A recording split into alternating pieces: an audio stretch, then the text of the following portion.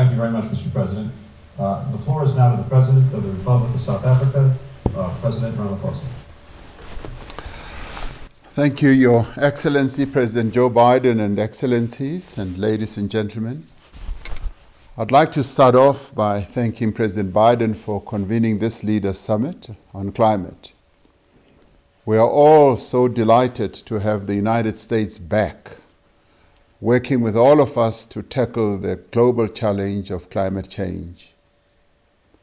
Climate change is the most pressing issue of our time. It is a global phenomenon from which developing economies are particularly vulnerable, especially on our African continent.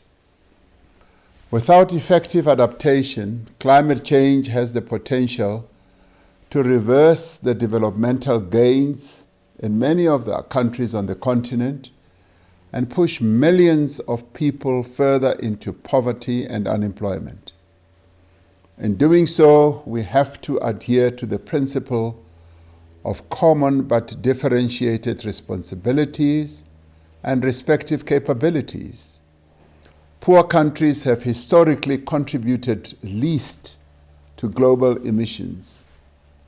Developing countries often suffer the most from the devastating effects of climate change, particularly in the form of drought, extreme storms, and rising sea levels, as well as floods. Consequently, developed economies, we hold the view, have a responsibility to support developing economies to enable them to mitigate and adapt to climate change. Significant progress can be made when we all honor our mutual commitments. We therefore need to emphasize the primacy of multilateralism in ensuring the full implementation of the UN Framework Convention on Climate Change.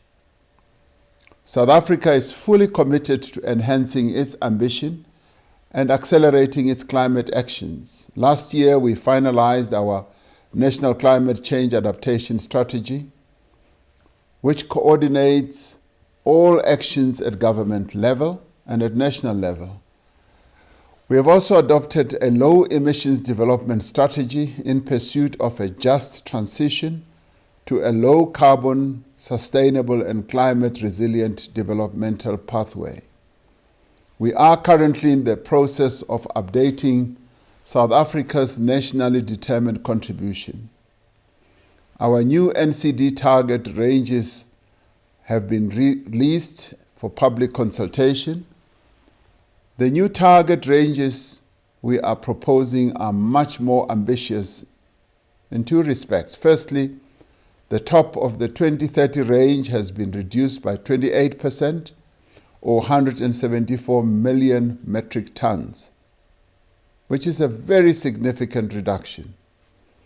The second, according to our previous nationally determined contribution, South Africa's emissions would peak and plateau in 2025 and decline only from 2035. South Africa's emissions will begin to decline from 2025, effectively shifting our emissions decline 10 years earlier.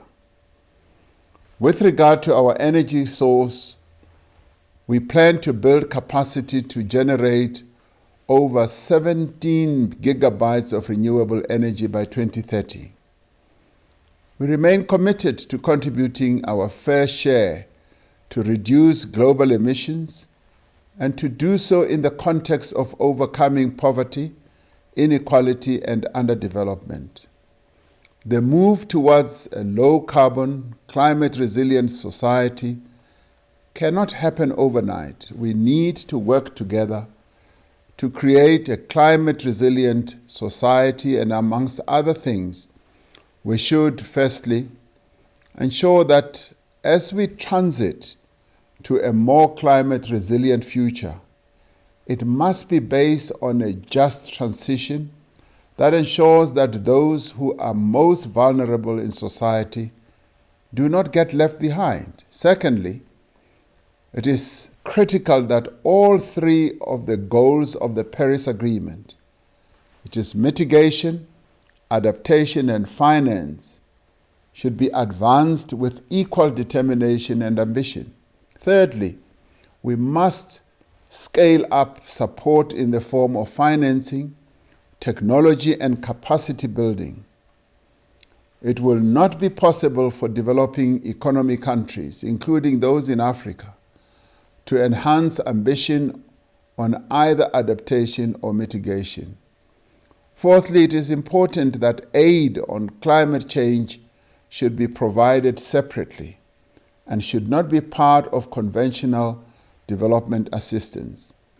When it is given in the form of loan financing, the debt burden of developing countries is worsened. We call on developed economies, which historically bear the greatest responsibility for emissions, to meet their responsibilities to developing economies. This will be vital to restoring the bonds of trust between developed and developing economies.